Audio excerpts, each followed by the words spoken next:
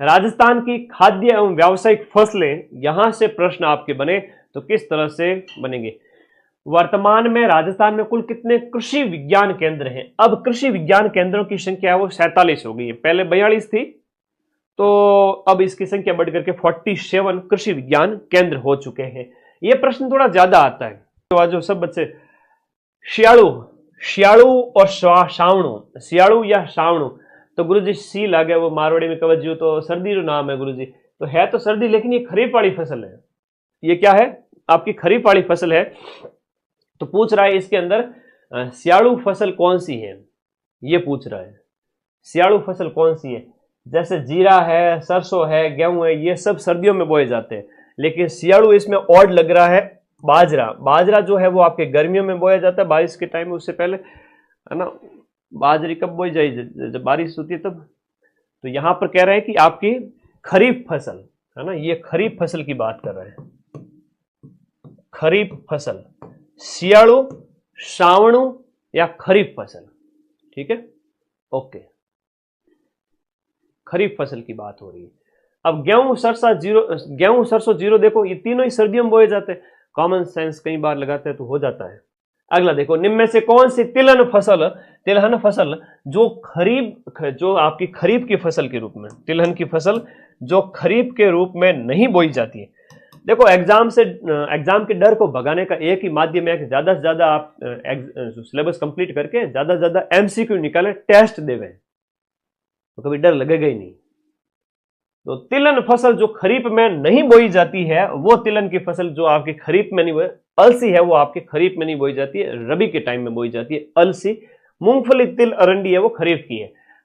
किसे चौमासा की फसल भी कहते हैं। देखो चौमासा की फसल, हम चौमासा की फसल की बात करें जो चौमासा में बोई जाती है, चौमासा मतलब चातुर्मास, जो बारिश का टाइम होता है उस समय की बात है। तो चौमासा की फसल जो कौन सी है, खरीफ, रबी, जायद। तो प्री मानसून जो है उस समय जब स्टार्ट हो जाए, उसे मानसून आने ही वाला हो, खरबूज, तरबूज वगैरह ये सब जो बोए जाए, ककड़ी है, खीरा है, ये याद रखना है, ये है जायद। तो चौमासा की फसल है, चौमासा लगता है ना जो मई, जून से सितंबर। दजिया या दाजिया, या उसका एक नाम है झुमटी, है ना, या झुमिंग कृषि जो है वो, उसकी बात हो रही है। देखो मैंने कई बार तुम्हें बताया, मेरी क्लास अगर देखी हो तो, द से दजिया कपिलों के द्वारा राजस्थान के अंदर पहाड़ी क्षेत्रों में की जाने वाली खेती है, या मैदानी क्षेत्रों में की जाने वाली, या पहाड़ी ढाल में है, या मौसमी कृषि है, सीजनल है, कैसी है ना। पहाड़ी को नहीं वे भाई, पहाड़ी को नहीं वे दे, तो मैं बार बार कहूं भाई, द से दजिया, द से मैदानी, और यूं याद करो जो याद हुए तो आधी बार तो होशियार लोग भी गच्चो खा जाए।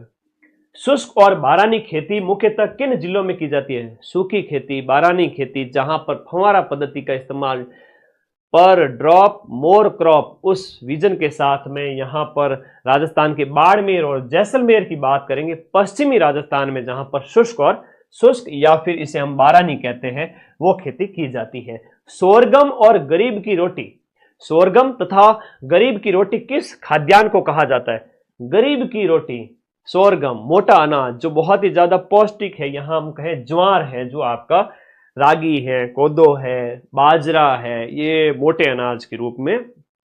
धरा ऐप विकसित किया गया, अब खेती से संबंधित है तो धरा ऐप वाला प्रश्न भी एग्जाम में आया हुआ है। देखो कृषि भूमि के स्वामित्व संबंधी जानकारी के लिए कि ये कृषि भूमि किसकी है, उसका रिकॉर्ड रखने के लिए ये धरा ऐप है वो आपका लॉन्च किया गया था। राजस्थान का पहला कॉमर्शियल बायोडीजल प्लांट, आपका बायोडीजल प्लांट कहां पर, उदयपुर के अंदर, कालरावास, उदयपुर के अंदर, कालरावास, उदयपुर के अंदर कॉमर्शियल बायोडीजल प्लांट है वो आपका उदयपुर के अंदर स्थापित किया गया।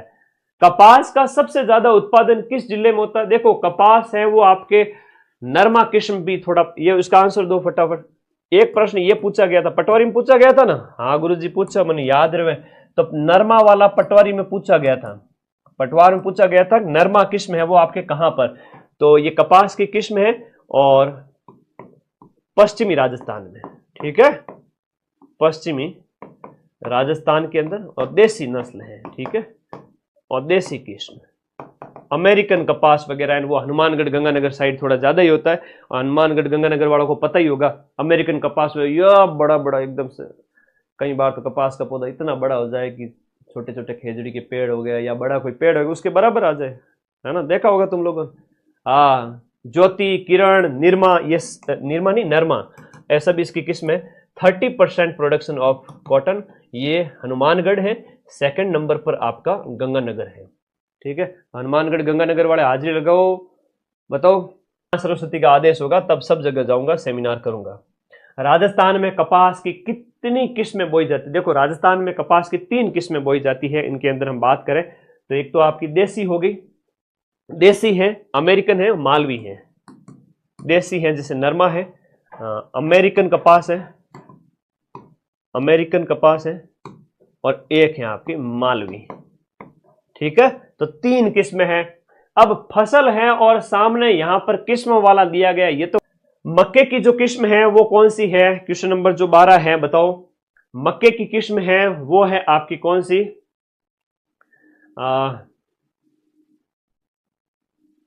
मक्के की है माही कंचन, माही धवल, ये ज्यादा पूछी जाती है। माही कंचन और माही धवल ज्यादा पूछी जाती है। फिर आपकी चावल की बात करें तो माही सुगंधा, चावल बनने के बाद सुगंध, बड़ी खुशबू आती है गुरुजी, सुगंधा, रत्ना, ये सब आपके चावल की है। उसके बाद में मूंगफली की बात करें तो चंद्रा है, RSB 87 है, RS1 है। बाजरा की अभी थोड़ी पूछी गई थी पटवारी वाले पेपर में, तो ये थोड़ा याद रखें, अच्छे अच्छे प्रश्न है ये। बाजरा की लास्ट हो गया 4, तो सी ऑप्शन इसके अंदर, ए के सामने 2 हो गया, सी ऑप्शन इसमें राइट हो गया। ठीक है भाई, ओके। प्रधानमंत्री कृषि सिंचाई योजना राजस्थान में कब से क्रियान्वित की गई? कृषि सिंचाई योजना राजस्थान में 1 जुलाई 2015 से कृषि सिंचाई योजना शुरू की गई। शून्य बजट, जीरो बजट प्राकृतिक कृषि योजना के संदर्भ में सत्य कथन कौन सा है?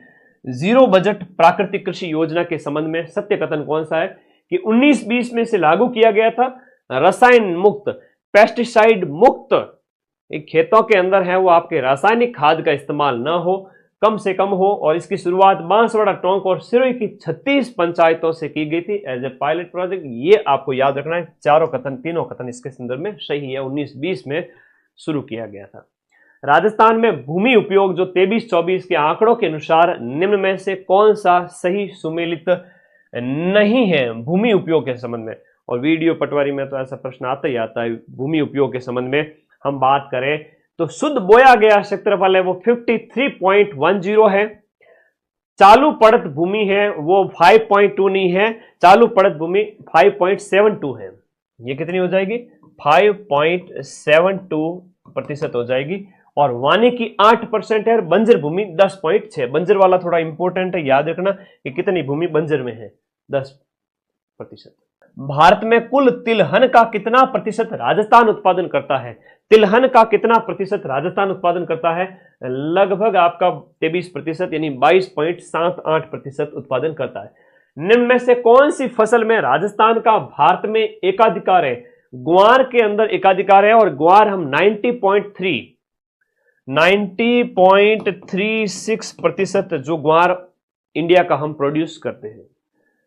24-25 में कुल खाद्यान्न में कितने % की वृद्धि हुई है? ऐसे प्रश्न आते हैं कि कितने प्रतिशत वृद्धि हुई है, कितने प्रतिशत जो है अनाज का टोटल प्रोडक्शन कितना है, निर्यात की सर्वाधिक वस्तु कौन सी है, ऐसे प्रश्न आते हैं, ध्यान रखिए इस बात को। ठीक है, तो यहां पर हम बात करें तो कुल खाद्यान्न में कितने प्रतिशत की जो वृद्धि हुई है, यह प्रश्न आपसे पूछा गया है।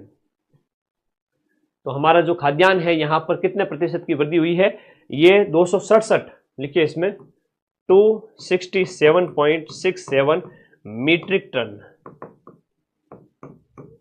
267.67 मीट्रिक टन कुल खाद्यान्न का उत्पादन हुआ है। और 10.67 की ग्रोथ यहां पर क्या है, 10% की वृद्धि देखने को मिली है।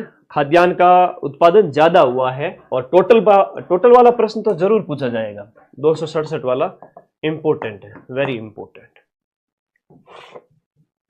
2023-24 की अपेक्षा 24-25 का जो वर्ष है उसमें कपास के उत्पादन में कितने प्रतिशत की वृद्धि हुई है? तो कपास के उत्पादन में 29-61, 29 61 हुई, दोनों में हमने ऑप्शन में दे दिया तो कई बार कोई दिक्कत नहीं, तो एक को कट कर देते हैं। ये ऑप्शन 29% की वृद्धि कपास। आगे देखो, राजस्थान में 2015-16 में कुल जोतों का क्षेत्रफल कितना था? 2015-16 में जोतों का जो क्षेत्रफल है वो कितना था? 208.73 लाख हेक्टेयर। 208 लाख हेक्टेयर आपका कुल खेत, जोत मतलब खेत, और खेतों का आकार, जोतों का आकार छोटा हो रहा है, इसके पीछे भी कारण हम कई बार पढ़ते हैं, तो करें कुल क्षेत्रफल में 1.24, जोतों के कुल क्षेत्रफल में 1.24% की कमी दर्ज की गई, याद रखना।